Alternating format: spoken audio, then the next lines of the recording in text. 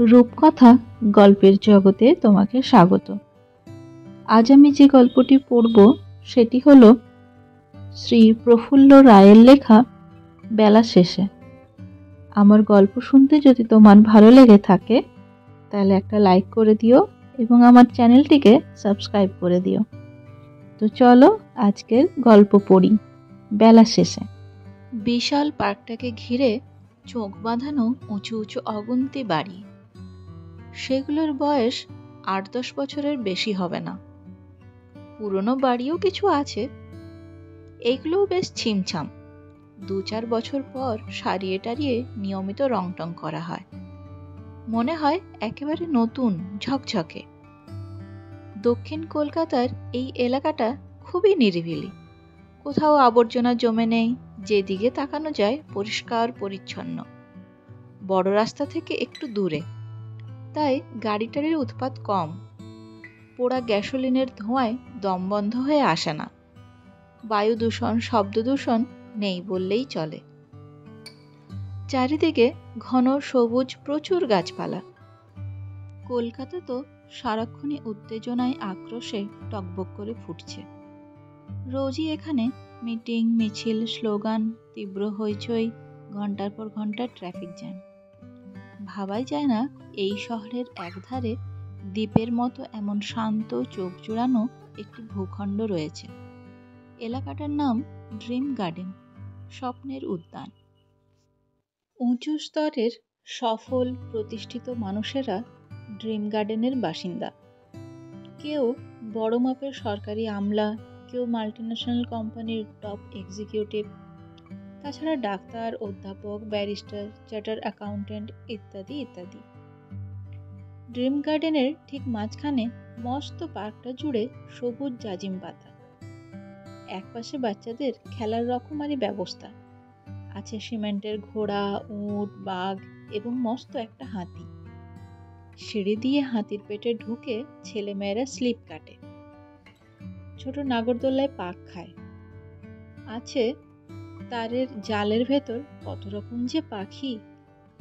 বিরাট কাঁচের অ্যাকোরিয়ামে লাল, নীল, সবুজ, হলুদ নানা রঙের অজস্র মাছের খেলা। গোটা পার্ক ঘিরে পাথরে বাঁধানো রাস্তার ধারে বসার জন্য রং করা কাঠের বেঞ্চ, রয়েছে সারি সারি ল্যাম্পপোস্ট। রোজ বিকেলে পার্কে এসে ৭-৮ পাক হাঁটেন অমলেশ দত্ত রায়। একদমে নয়, ২ পাক ঘোরার পর কোনো একটা বেঞ্চে কিছুক্ষণ বিশ্রাম, তারপর ফের হাঁটা শুরু। জোরে জোরে নয়, মাঝারি স্পিডে। একবার হার্ট অ্যাটাক হয়ে গেছে, ডাক্তারের পরামর্শে এইভাবেই তাকে হাঁটতে হয়। বিকেলের এই ভ্রমণটা অমলেশের স্বাস্থ্যের পক্ষে খুবই জরুরি।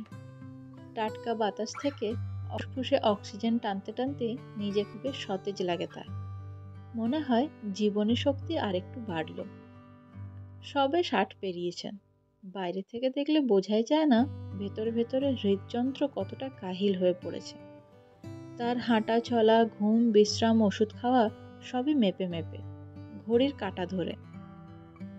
দুর্গাপুজো, কালী পুজো, ভাইফোঁটা, এবারের মতো বছরের বড় উৎসবের ঋতু সবে শেষ হয়েছে। সময়টা কার্তিকের শেষাশেষি। দিন ছোট হচ্ছে, শুকনো বাতাসে হিম মিশতে শুরু করেছে। অন্য দিনের মতো আজও পার্কে ২ পাক দিয়ে একটু হাঁপিয়ে পড়েছিলেন অমলেশ। একটা বেঞ্চে বসে জোরে জোরে শ্বাস টানতে টানতে ক্লান্তিটা দূর হলো। এখন ৫:৩০ বাজে। সূর্য পশ্চিম দিকের উঁচু উঁচু বাড়িগুলোর ওধারে নেমে গেছে। চারিদিকের গাছের ছায়া দ্রুত লম্বা হচ্ছে। মরা মরা যে নিস্তেজ আলোটুকু এখনো রয়েছে তার কতক্ষণ, খানিক পরেই ঝপ করে সন্ধে নেমে যাবে। অমলেশের পরনে ধপধপে পায়জামা পাঞ্জাবির ওপর হাত কাটা হালকা উলের সোয়েটার। এর মধ্যেই হেমন্তের বাতাস ঠান্ডা হয়ে গেছে, বেশ শীত লাগছে। বড় জোর ২-১ সপ্তাহ, তারপর পাতলা সোয়েটারে হিম ঠেকানো যাবে না। তখন বিকেলে বেড়ানোর সময় শাল জড়িয়ে আসতে হবে। এই পার্কে শুধু ড্রিম গার্ডেনের বাসিন্দাই নয়, চারপাশের অন্য সব এলাকা থেকেও প্রচুর লোকজন সকাল বিকেল বেড়াতে আসে। স্বাস্থ্য সম্পর্কে মানুষ আজকাল অনেক বেশি সচেতন। কলকাতায় যাদের বয়স 40 পেরিয়েছে তাদের বেশিরভাগই ব্লাড প্রেশার আর ব্লাড সুগারে ভোগে। নিয়মিত দুবেলা হাঁটাহাঁটি তাদের পক্ষে ভীষণ উপকারী। হেমন্তের এই বিকেলে বয়স্ক পুরুষ এবং মহিলারা সমানে চক্কর দিচ্ছে। পার্কের ডান দিকের কোণা থেকে বাচ্চাদের কলকলানি ভেসে আসছিল। ফাঁকা জায়গা আর খেলার নানা রকম সরঞ্জাম পেয়ে তারা সমানে দাপাদাপি করে চলেছে। অলস চোখে মানুষজন দেখছিলেন অমলেশ। স্ত্রীর মৃত্যু হয়েছে বছর 7 আগে, ছেলে মেয়ে নেই। 1400 স্কোয়ার ফিটের ফ্ল্যাটে তার নিঃসঙ্গ বাঁধা ধরা জীবন। স্ট্রোকের কারণে 2-4 সপ্তাহের জন্য দূরে কোথাও যে বেরিয়ে টেরিয়ে আসবেন তারও উপায় নেই। ডাক্তার অনেকগুলো গণ্ডি টেনে দিয়েছেন। সারা দিন রাত তাকে ফ্ল্যাটেই কাটাতে হবে। বিকেলে শুধু 1 ঘন্টার জন্য পার্কে আসার অনুমতি পাওয়া গেছে। এই সময়টুকু এত মানুষকে কাছে পেয়ে তাদের সঙ্গে পা মিলিয়ে হাঁটতে কি ভালোই যে লাগে। একটু আনমনা হয়েছিলেন অমলেশ। হঠাৎ মনে হলো বেঞ্চের ওপাশটায় কেউ এসে বসেছে। মুখ ফেরাতেই চোখ পড়ল একজন মহিলা। বয়স খুব সম্ভব 52-54, কিন্তু অতটা দেখায় না। রং সামান্য চাপা হলেও ভারী সুশ্রী। মাথায় নিবিড় কালো চুল, ফাঁকে ফাঁকে 2-4টে রূপোর তার। ঘন পলকে ঘেরা বড় বড় টানা চোখে গভীর শান্ত দৃষ্টি। এই বয়সেও শরীরে ভাঙন ধরেনি। পরিপূর্ণ নিঠোল স্বাস্থ্য, ভরাট মুখ, ফুরফুরে পাতলা নাক, ঠোঁট সামান্য পুরু। শরীরে বয়সের ভার পড়েনি। অটুট মেদহীন চেহারা। আতিপাতি করে খুঁজলেও মসৃণ ত্বকে সূক্ষ্ম কোনো রেখা চোখে পড়বে বলে মনে হয় না। নাকে হীরের নাকছাবি। বাঁ হাতে সরু ব্যান্ডের দামি ওভাল শেপের ঘড়ি। ডান হাতে 2টি সোনার চুড়ি। গলায় সোনার চেনে বড় চুনি বসানো লকেট। পরনে হালকা হলুদ রঙের শাড়ি। সব মিলিয়ে হেমন্তের এই বেলা শেষে তাকে কেমন যেন অলৌকিক মনে হয়।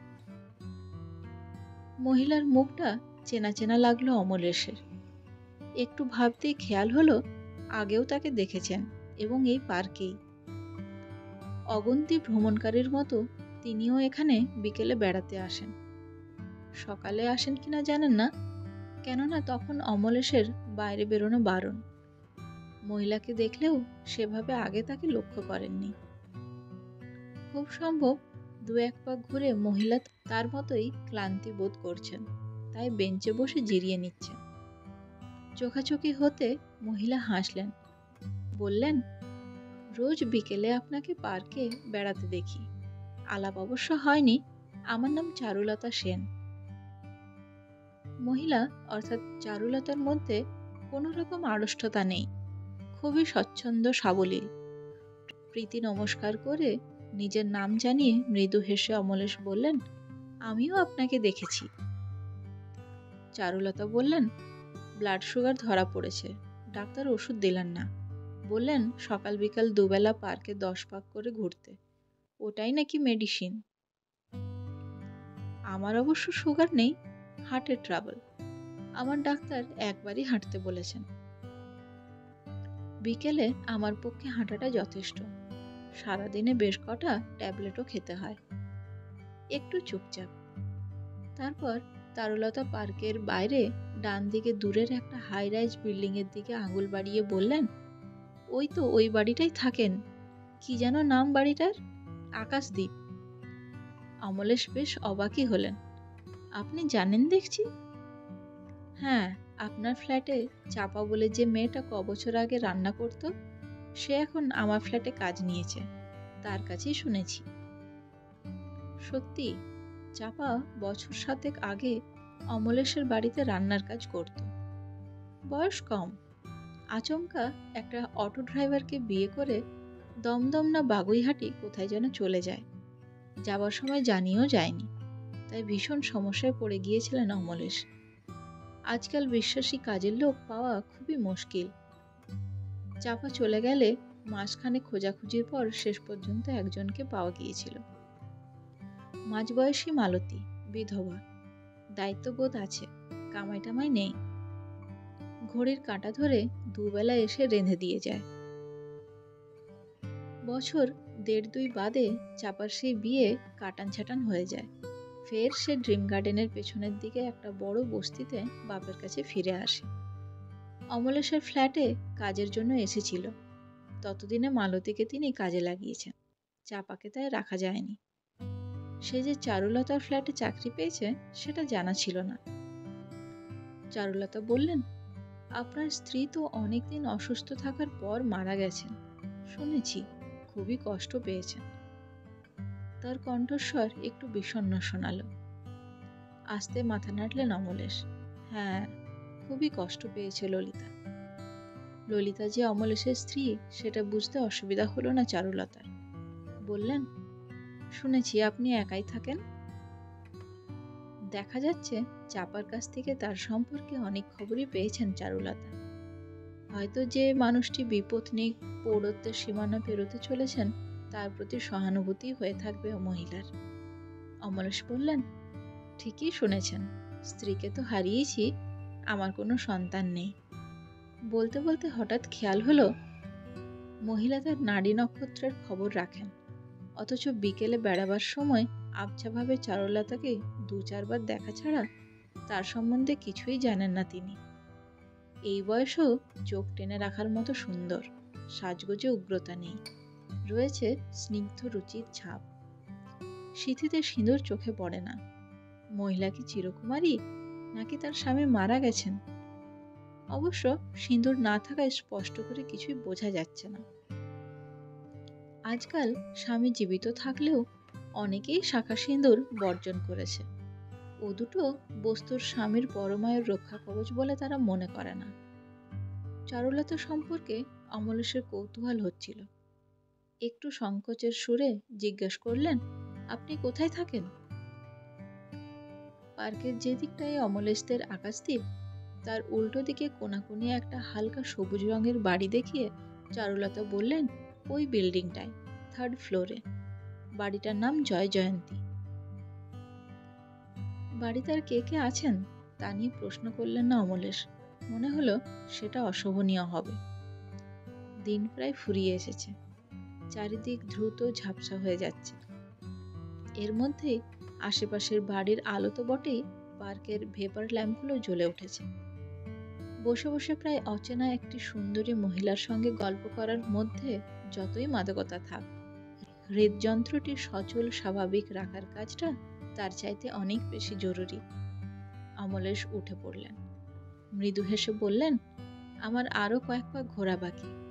আপনি তো রোজই আসেন, আবার দেখা হবে। হঠাৎ যেন মনে পড়ে গেল চারুলতার। তিনিও উঠে পড়লেন। আরে তাই তো, আমাকেও আরো কয়েক পা ঘুরতে হবে, চলি। অমলেশ যেদিকে গেলেন তার উল্টো দিকে গেলেন চারুলতা। কিন্তু পার্কটা পাক দিতে দিতে আরো কয়েকবার দুজনের দেখা হলো, কিন্তু কেউ কিছু বললেন না। যতবার দেখা হলো শুধু একটু হাসলেন। ৮ পাক শেষ করতে করতে অন্ধকার আরো খানিকটা গাঢ় হয়েছে। অবশ্য চারিদিকে আলো রয়েছে অজস্র, তাই অতটা বোঝা যায় না। তবে হেমন্তের হাওয়া ঝপ করে আরো অনেকটাই ঠান্ডা হয়ে গেছে, বেশ শীত শীত লাগছে। আজকের মতো ভ্রমণের রুটিনটা শেষ। পার্ক থেকে বেরোনোর সময় একবার এধারে ওধারে তাকালেন অমলেশ, কিন্তু চারুলতাকে কোথাও দেখা গেল না। আকাশদ্বীপে সিকিউরিটির বেশ কড়াকড়ি। গেটের কাছে তো বটেই, বিশাল হাই রাইজটা ঘিরে কয়েকজন গার্ড সারাক্ষণ পাহারা দেয়। ৩ শিফটে তাদের ডিউটি। আজকাল মাল্টি স্টোরিড বিল্ডিংগুলিতে নানা রকম ক্রাইমের ঘটনা আকছার ঘটছে, খুন ডাকাতি ইত্যাদি। তাই পাহারাদারির জোরালো ব্যবস্থা না করে উপায় নেই। আকাশদ্বীপের যারা স্থায়ী বাসিন্দা তাদের কথা আলাদা, বাইরের অচেনা লোক হুট করে এখানে ঢুকতে পারে না। কার পেটের ভিতর কি অভিসন্ধি রয়েছে মুখ দেখে তো বোঝা যায় না। অনেক জবাবদিহির পর গেটের পাহারাদার সন্তুষ্ট হলে তবেই এরা ভেতরে আসতে পারে। পার্কের বাইরের রাস্তা পেরিয়ে আকাশদ্বীপে চলে এলেন অমলেশ। যে মাঝবয়সী গার্ডটি গেটের কাছে টান টান দাঁড়িয়েছিল তাকে দেখে যান্ত্রিকভাবে একটু হাসল। অমলেশও হাসলেন। গ্রাউন্ড ফ্লোরটা জুড়ে শুধুই গাড়ি রাখার ব্যবস্থা, তার একধারে লিফট। অন্যমনস্কের মতো সেদিকে চলে গেলেন অমলেশ। চারুলতার সঙ্গে আজ হঠাৎই আলাপ। সামান্য, অতি সাধারণ 2-4টে কথা হয়েছে, খুবই সৌজন্যমূলক। অবশ্য চারুলতা তার সম্বন্ধে অনেক খবরই রাখেন। বয়স্কা রূপসী মহিলাটির মুখ, তার স্বচ্ছন্দ ব্যবহার, কথা বলার ভঙ্গি, হাসি, সব মিলিয়ে মৃদু সুগন্ধের মতো একটু ভালো লাগার রেশ মনের কোনো প্রান্তে যেন এখনো থেকে গেছে। লিফটে করে 5 তলায় উঠে চাবি দিয়ে দরজা খুলে ফ্ল্যাটে ঢুকলেন অমলেশ। সব ঘরে এবং মাঝখানে সাজানো গোছানো মস্ত ড্রয়িং কাম ডাইনিং হলে আলো জ্বলছে। রোজ বিকেলে অমলেশের পার্কে বেরোবার আগেই চলে আসে মালতী। রুটি তরকারি, খুব কম তেল মশলা দিয়ে চিকেনের পাতলা ঝোল করে সব হটকেসে রেখে দরজাটা বাইরে থেকে টেনে দিয়ে যায় সে। লকিং সিস্টেমে ওটা বন্ধ হয়ে যায়। অমলেশের ফ্ল্যাটে দুবেলার রান্না দুবেলাই হয়। ওবেলা মাছ, ডাল, পেঁপে কি উচ্ছে সেদ্ধ, শুক্তো ইত্যাদি। দুপুরে কি রাত্রিতে টাটকা রান্না করা খাবারই তার চাই। সকালের দিকে 9টা 9:30টায় চলে আসে মালতী, থাকে 11টা অবধি। তখন ফ্ল্যাটেই থাকেন অমলেশ। সেই সময়টা সারাক্ষণই তার সঙ্গ পান। রানতে রানতে একটু আধটু গল্পও করে মালতী। তার এক ছেলে এক মেয়ে, কষ্ট করে তাদের পড়াচ্ছে সে। ছেলেটা কলেজে পড়ে, মেয়েটার স্কুলের উঁচু ক্লাসে। মালতীর স্বপ্ন ওদের যেভাবে হোক মানুষ করে তুলবে। ছেলেটা একটা চাকরি বাকরি পেলে তার কষ্ট করা সার্থক হবে। ভালো পাত্র দেখে মেয়েটার বিয়ে দেবে। এইসব কথা রোজই বলে যায় মালতী, একঘেয়ে মামুলি। তাছাড়া তাদের বস্তিতে কে কেমন মানুষ, তারা কত রকম ফন্দিবাজি করে সংসার চালায়, এমনি নানা গল্প। যত তুচ্ছই হোক, একটা মানুষের সঙ্গে তো কথা বলা যায়। সময়টা মন্দ কাটে না। বিকেলে অল্পক্ষণের জন্য তার সঙ্গে দেখা হয়। সন্ধ্যের পর অমলেশ যখন পার্কে পাক খেয়ে ফিরে আসেন, মালতী ততক্ষণে চলে গেছে। অমলেশ তখন একেবারে একা। যতক্ষণ না ঘুম আসে তিনি পুরোপুরি বোবা, কথা বলার মতো কেউ থাকে না। অন্যদিনের মতো ফ্ল্যাটে ঢুকে অমলেশ ড্রয়িং রুমের একটা সোফায় বসলেন। একটু দূরেই একটা স্ট্যান্ডের ওপর রঙিন টিভির সেট, সেটার সুইচ টিপে রিমোট কন্ট্রোলে চালিয়ে দিলেন।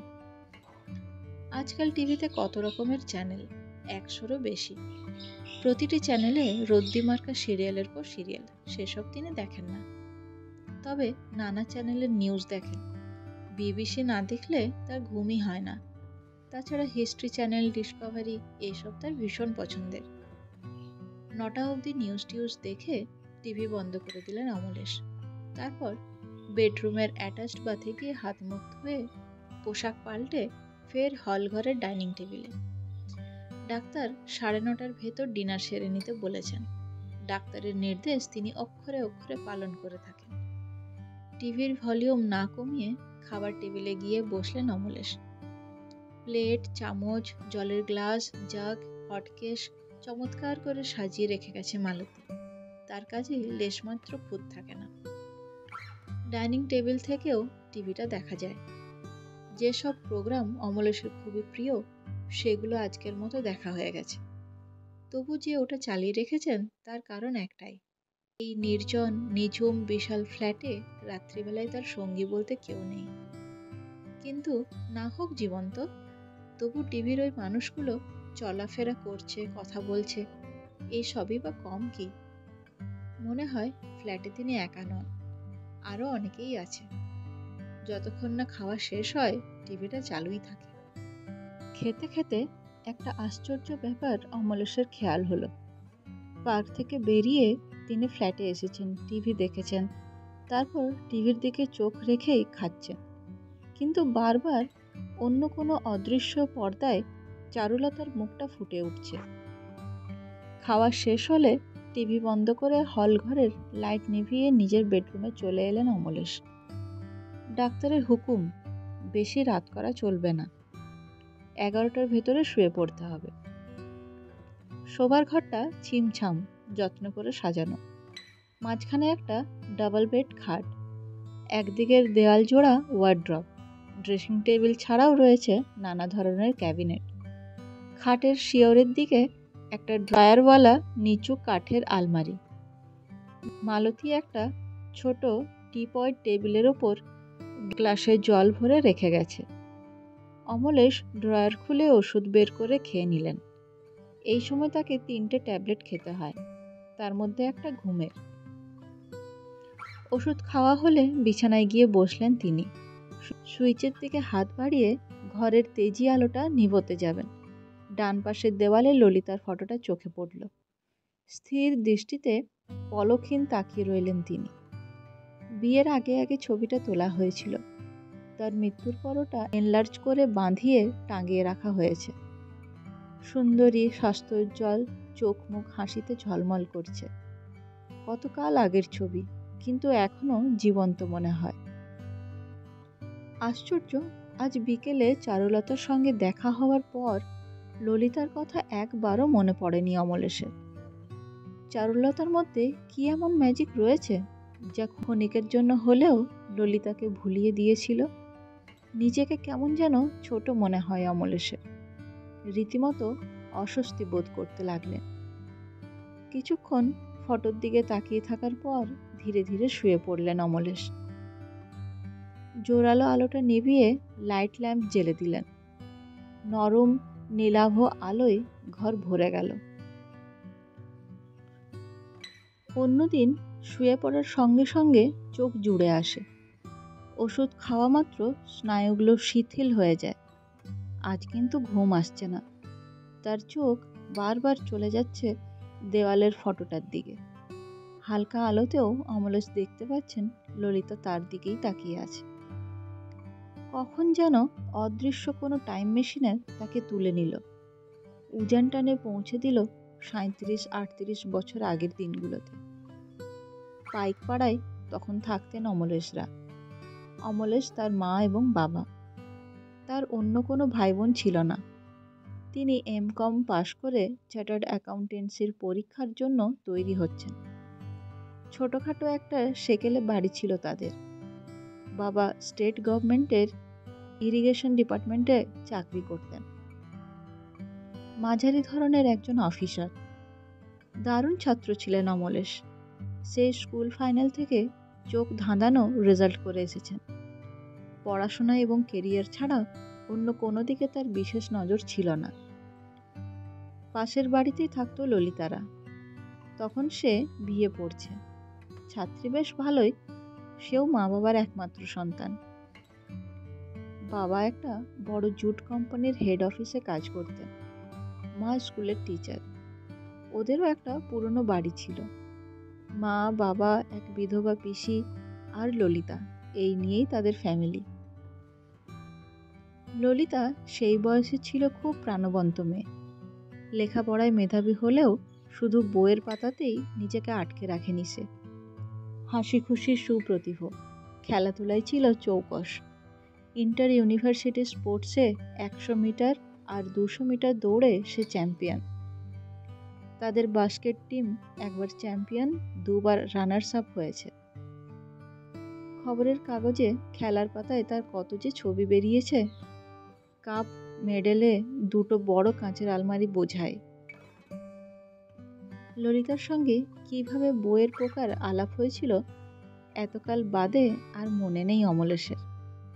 মিশুকে আর সাবলীল মেয়ে, দারুণ হইচই করতে পারত, কথা বলতো প্রচুর, হাসতো তার চাইতেও বেশি। তাকে দেখলে কোনো জলপ্রপাতের কথা মনে পড়ে যেত।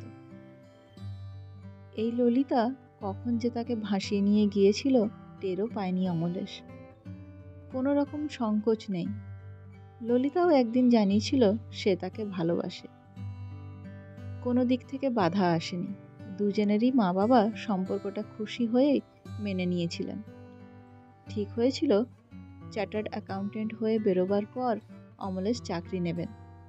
এদিকে ললিতাও এমএ পাশ করবে, তারপর বিয়ে। স্বপ্নের ঘোরের মতো দিন কেটে যাচ্ছিল। যা ঠিক করা হয়েছিল একসময় মসৃণভাবেই তা ঘটে গেল। ললিতা MA পাস করলো হাই সেকেন্ড ক্লাস পেয়ে। অমলেশও চার্টার্ড অ্যাকাউন্টেন্ট হয়ে একটা বিরাট মাল্টিন্যাশনাল কোম্পানিতে উঁচু পোস্টে চাকরি পেয়ে গেলেন। বিয়ের দিনও ঠিক হয়ে গিয়েছিল। দুই বাড়িতেই কেনাকাটা শেষ, পুরোদমে আয়োজন চলছে। সেই আমলে বড় বাড়ি বা হলটল ভাড়া নিয়ে বিয়ে বা অন্য কোনো অনুষ্ঠান খুব একটা হতো না। ক্যাটারিংয়েরও আজকালকার মতো এত রমরমা হয়নি। যে যার বাড়িতে ছেলে মেয়ের বিয়ের ব্যবস্থা করতেন। অমলেশ আর ললিতাদের ছাদে ডেকোরেটরসদের দিয়ে প্যান্ডেল বাঁধার কাজ চলছিল। পাশাপাশি পাড়ার এক বাড়িতে হবে বিয়ে, অন্য বাড়িতে বৌভাত। দুই জায়গাতেই উড়িয়া ঠাকুর দিয়ে ভোজ তৈরি করানো হবে। বসানো হবে ভিয়েন, তারও বন্দোবস্ত হয়ে গেছে। নিমন্ত্রণপত্র ছাপানোও শেষ। আত্মীয় স্বজন বন্ধু বান্ধবের বাড়ি গিয়ে সেসব দিয়ে আসাও শুরু হয়েছে। দুই বাড়িতেই নহবত বসানো হবে, তারও বায়না হয়ে গেছে। অমলেশ বা ললিতাদের লোকবল কম, পাড়াপড়শিরা দুজনকেই ভালোবাসত। দু বাড়িতেই খাটাখাটনির জন্য তারা হৈ হৈ করে এগিয়ে এসেছিল। কিন্তু বিয়ের সপ্তাহখানেক আগে ইউনিভার্সিটিতে একসঙ্গে পড়েছে এমন কজন বন্ধুকে নিমন্ত্রণ করে বাড়ি ফিরছিল ললিতা। পাড়ার কাছাকাছি এসে রাস্তা পেরোতে গিয়ে বিরাট অ্যাক্সিডেন্ট। একটা বেপরোয়া লরির ধাক্কায় ছিটকে পড়েছিল সে। রক্তে ভেসে যাচ্ছিল সারা শরীর। লোকজন দৌড়ে এসে একদল ললিতাকে হাসপাতালে নিয়ে গেছিল। ললিতাকে তারা চিনত। অন্য দলটা লরির ড্রাইভারকে বেধড়ক মেরে আধমরা করে ফেলল। তারপর লরিটায় আগুন ধরিয়ে দেয়। এমন একটা দুর্ঘটনার পর দু বাড়িতেই গভীর বিষাদের ছায়া নেমে আসে। বিয়ের আয়োজন সঙ্গে সঙ্গে বন্ধ হয়ে যায়। দুজনেরই উৎকণ্ঠিত বাবা মারা এবং পাড়ার লোকজন সকাল বিকেল হাসপাতালে দৌড়াতে থাকে। প্রথম দিকে ডাক্তাররা কোনো ভরসাই দেননি। দিন পাঁচেক মৃত্যুর সঙ্গে যুঝবার পর ধাক্কাটা খানিক সামলে উঠে ললিতা। তার জ্ঞান ফেরে। ডাক্তার জানান জীবনের ভয় নেই, কিন্তু দুজনের মা বাবাই রুদ্ধশ্বাসে জিজ্ঞাসা করেছেন, কিন্তু কিন্তু কি? ডাক্তার বিমর্ষ মুখে বলেছেন, কোমর থেকে বডির নিচের দিকটা প্যারালাইসিস হয়ে গেছে। কি বলছেন? ধীরে ধীরে মাথা নেড়েছেন ডাক্তার। আধফোটা গলায় বলেছেন, হ্যাঁ ঠিকই বলছি। আরও উদ্বিগ্ন হয়ে উঠেছেন দুজনের মা বাবা। রুদ্ধশ্বাসে জিজ্ঞাসা করছেন, সারবে না? ডাক্তার ম্লান হেসেছেন। ডাক্তাররা কখনো না বলে না। এখনো 15-20 দিন পেশেন্টকে হাসপাতালে রাখতে হবে। ডিসচার্জ করার পর বাড়িতে ফিজিওথেরাপি, ওষুধ, ইঞ্জেকশন চলবে। 1 মাস পর পর চেক আপ করিয়ে নিয়ে যাবেন। আপনাদের হাউস ফিজিশিয়ান আছেন নিশ্চয়ই? আছেন, তার সঙ্গেও কনসাল্ট করবেন। পুরোপুরি সেরে উঠে কতদিন বাদে আগের মতো স্বাভাবিক হয়ে উঠবে ললিতা, সে সম্বন্ধে স্পষ্ট করে কিছুই বলেননি ডাক্তার। ললিতাকে বাড়ি নিয়ে আসার পর হাউস ফিজিশিয়ানই নয়, আরও কয়েকজন স্পেশালিস্টকেও দেখানো হয়েছিল। কেউই তেমন ভরসা দেননি। হাসপাতালের ডাক্তার যা বলেছিলেন তারাও তাই বলেছেন। এদিকে অমলেশের চোখের সামনে বিশ্ব ব্রহ্মাণ্ড খান খান হয়ে ভেঙে পড়েছে। ললিতাকে নিয়ে মনে মনে যে স্বপ্নের মিনার তিনি গড়ে তুলেছিলেন তা প্রায় ধূলিসাৎ। তবু আশা ছাড়েননি অমলেশ। ললিতাই তার সর্বস্ব। রোজ অফিসের সময়টুকু ছাড়া কয়েক ঘন্টা তিনি ললিতার খাটের পাশে বসে থাকতেন। তাকে নানাভাবে সাহস যোগাতেন। ফিজিওথেরাপি আর তেজি ওষুধের জোরে মাস 6 বাদে পায়ের আঙুল খুব সামান্য নাড়াতে পারল ললিতা। ডাক্তাররা তাকে নিয়মিত দেখছিলেন। বলেছেন, এই পর্যন্তই, এর বেশি আর উন্নতির আশা নেই। ললিতার মা বাবা জিজ্ঞাসা করেছেন, তার মানে ললিকে বাকি জীবন এভাবেই বিছানায় শুয়ে কাটাতে হবে? তাদের কণ্ঠস্বর হতাশার শেষ প্রান্ত থেকে যেন উঠে এসেছিল। ডাক্তাররা উত্তর দেননি। আরও কয়েক মাস কেটে যায়। অমলেশ রোজই যেমন আসছেন তেমনি আসতে লাগলেন।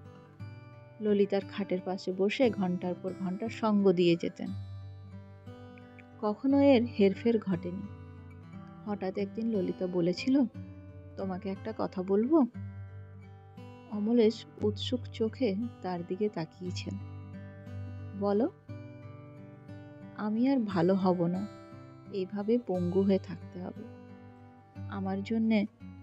বলতে বলতে চুপ করে গেছিল ললিতা। তোমার জন্য কি? নিজের জীবনটা নষ্ট করে দিও না। এর মানে? অনেকক্ষণ চুপ করে থেকেছে ললিতা।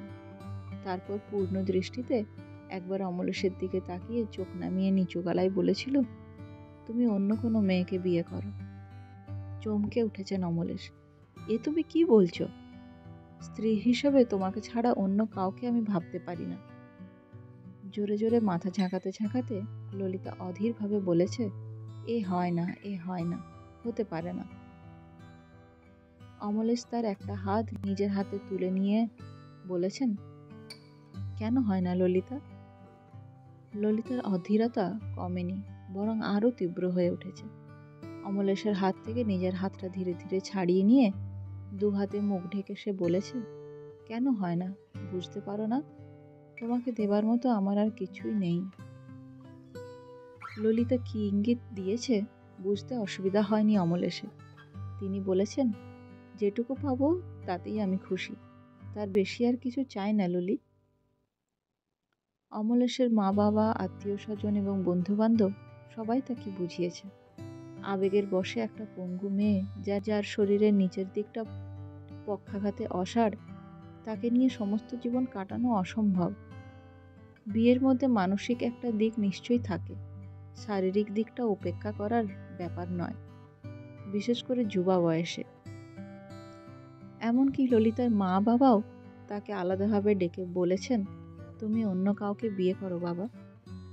নানা যুক্তির অবতারণা করে বুঝিয়েছেন, এ বিয়ে হলে পরে আক্ষেপের অবধি থাকবে না, মনে হবে মাথার উপর একটা বোঝা বয়ে বেড়াচ্ছ। অমলেশ বলেছেন, ধরুন বিয়ের পর যদি অ্যাক্সিডেন্টটা হতো, আমি কি ললিকে ফেলে দিতে পারতাম? ললিতার মা বাবা হকচকিয়ে গেছেন। এই দিকটা তারা ভেবেই দেখেননি। সত্যি তো, বিয়ের পর দুর্ঘটনাটা ঘটলে কি হতো? তারা বিমূঢ়ের মতো তাকিয়েই থেকেছেন, কোনো জবাব দিতে পারেননি। এত বাধা, এত আপত্তি কিছুই টলাতে পারেনি অমলেশকে। যে মেয়েটিকে তিনি প্রাণ ভরে ভালোবাসেন, যে তার শ্বাসবায়ুতে জড়িয়ে আছে, সে ছাড়া তার জীবনে অন্য কোনো মেয়ে আসবে, এটা ভাবতেই পারতেন না তিনি। শেষ পর্যন্ত নিজের সিদ্ধান্তেই অচল থেকেছেন অমলেশ। অ্যাক্সিডেন্টের ঠিক 1 বছর বাদে ললিতাকে বিয়ে করেছিলেন তিনি। আগেরবার যেভাবে আয়োজন করার কথা ভাবা হয়েছিল, এবার জাঁকজমকটা তার চেয়ে অনেক বেশি। প্রচুর আলো জ্বলেছিল, 3 দিন ধরে সানাই বাজানো হয়েছিল, ভোজের এলাহি ব্যবস্থা, নিমন্ত্রিতের সংখ্যা আগের চেয়ে 1.5 গুণ। বিয়েটা হেলাফেলা করে করা হচ্ছে, এটা যেন কোনোভাবেই ললিতা বুঝতে না পারে। সে ব্যাপারে লক্ষ্য ছিল অমলেশের, কোথাও এতটুকু খুঁত রাখেনি তিনি। অমলেশের মনে পড়ে, ফুলশয্যার রাতে বাড়ি যখন প্রায় নিঝুম, নিমন্ত্রিতেরা চলে গেছে, সানাইয়ের সুর বন্ধ, অজস্র ফুল দিয়ে সাজানো মেহগনি কাঠের খাটের বাজুতে হেলান দিয়ে বসেছিল ললিতা। একটা লাল বেনারসি পরনে, সারা গায়ে ফুলের আর জড়োয়া গয়না, সিঁথিতে সিঁদুরের লম্বা টান, কপালে সিঁদুরের টিপ। ফুলের আর সেন্টের গন্ধে ঘর ম করছে। শরীরের ওপরের দিকটা স্বাস্থ্যোজ্জ্বল, সেদিকে তাকালে বোঝাই যায় না নিচের অংশটা পক্ষাঘাতে আড়ষ্ট। মাথা থেকে কোমর অবধি কি সুন্দরী না তাকে দেখাচ্ছিল। মুগ্ধ চোখে তার দিকে তাকিয়েছিলেন অমলেশ। একসময় ধীরে ধীরে স্ত্রীর পাশে গিয়ে বসেছিলেন। ললিতা মৃদু হেসে জিজ্ঞাসা করেছে, কি দেখছো অত? অমলেশ গাঢ় স্বরে বলেছেন, তোমাকে। ললিতা বলেছে, জেদ করে তো বিয়েটা করলে, কিন্তু কিছুই তো পাবে না। অমলেশ বলেছেন, একটা বছর এমন কথা নানাজনের কাছে শুনে শুনে ক্লান্ত হয়ে পড়েছি। আজকের দিনে তুমি আর সেটা বলো না। একটু থেমে ফের বলেছেন, পাওয়ার কথা বললে না, আমি কিন্তু সবটাই পেয়েছি। সবটা কি পেয়েছো? বেশ অবাক হয়ে গিয়েছিল ললিতা। অমলেশ বলেছেন, তোমাকে। তারপর তাদের বিবাহিত জীবন শুরু হয়ে গিয়েছিল। অফিসের সময়টুকু বাদে বাকি দিনটা এবং রাতটা সারাক্ষণ অমলের স্ত্রীর কাছেই থাকতেন। নানা রকম গল্প করতেন, একসঙ্গে টিভিতে সিনেমা দেখতেন। অফিস ছাড়া বাইরের জীবন বলতে কিছুই আর রইল না। ছেলেবেলা থেকেই তার বন্ধুবান্ধব কম, আত্মীয় পরিজনদের বাড়িও বিশেষ যেতেন না। অল্প যে কয়েকজন বন্ধু ছিল তাদের আরও দূরে সরিয়ে দিলেন। আত্মীয়রা অমলেশদের বাড়ি বিশেষ আসত না, তবে তাদের নানা মন্তব্য বাতাসে ভাসতে ভাসতে তাদের কাছে পৌঁছে যেত। এমন বিদঘুটে বিয়ে জীবনে কখনো দেখিনি। অমলেশের মতো এত ভালো একটা ছেলে লাইফটা পুরোপুরি নষ্ট করে দিল। নিজেকে আরও গুটিয়ে নিলেন অমলেশ। পৃথিবীর কে কি বলল তা আদৌ গ্রাহ্য করতেন না তিনি। নিজে তো সঙ্গ দিতেনই, ফিজিওথেরাপিস্টও দুবেলা আসতো। একটা আয়াও রেখে দিয়েছিলেন। যখন তিনি অফিসে, সেই সময়টা আয়া ললিতার কাছে কাছে থাকত। তাছাড়া মা বাবা তো ছিলেনই। পাশের পাড়া থেকে ললিতার মা বাবাও রোজ আসতেন। সময় কাটতে থাকে তার নিজস্ব নিয়মে। পৃথিবীর আর্নিক গতিতে মুহূর্তের জন্যও ছেদ পড়ে না। আজকের গল্প এখানেই শেষ করলাম। কিন্তু অমলেশের জীবনে তার সবচেয়ে প্রিয় মানুষ তার স্ত্রী ললিতা কিভাবে মৃত্যু হয়েছিল এবং চারুলতার সাথেই বা তিনি কতটা পথ হেঁটেছেন তা জানতে হলে একটু অপেক্ষা করতে হবে পরের পর্বের জন্য। সঙ্গে থাকুন। নমস্কার।